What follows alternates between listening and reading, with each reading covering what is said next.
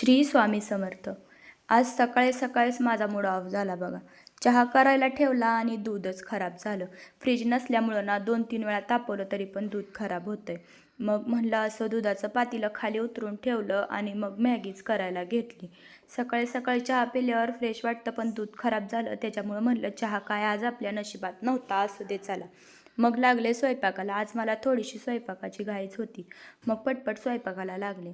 आता काही जणांना माझं हे रोजचं रुटीन बघण्याचा कंटाळा येतोय बरं का. म्हणजे रोज तेच ते काय दाखवायचं, रोज गॅस पुसायचंच काय दाखवायचं, फालतू असलं काय दाखवायचं, असं काही जणांच्या कमेंट आहेत. पण असो, बऱ्याच माझ्या ताईंना मला माझं हे रोजचं रुटीन बघायला आवडतं आणि मी काय भाजी करते हे पण बघायला आवडतं. त्यांच्यासाठीच मी असे व्हिडिओ बनवत असते आणि बनवणार इथून पुढं पण.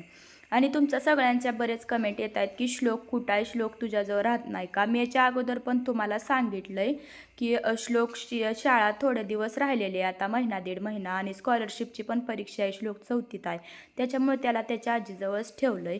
शाळेसाठीच आलो आहे, पण रूम परत भेटणार नाही म्हणून आम्ही लवकर आलो आहे. श्लोकला मात्र तिथंच ठेवलं आहे. आणि ओवीला पण शाळेत घालायचं आहे, पण अजून चौकशी करायची सुरू आहे. त्याच्यामुळे ओवी थोडे दिवस अजून तुम्हाला घरी बघायला मिळेल.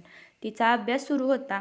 मग काय, आज मला जायचं होतं थोडंसं बाहेर. कपाटात एवढ्या मोठ्या सगळ्या साड्या असतात, पण कोणती घालायची हा एक मोठा प्रश्न आपल्यापुढं उभाच असतो बघा. मग काय, बराच वेळ कपाटात बघितल्यावर एक साडी निवडली. आता ही साडी तसं तर मी बरेच वेळा घातली आहे, पण मला ही साडी भरपूर आवडते आणि पटकन लगेच नेसून पण होते. त्याच्यामुळे ही साडी मी चॉईस केली आहे.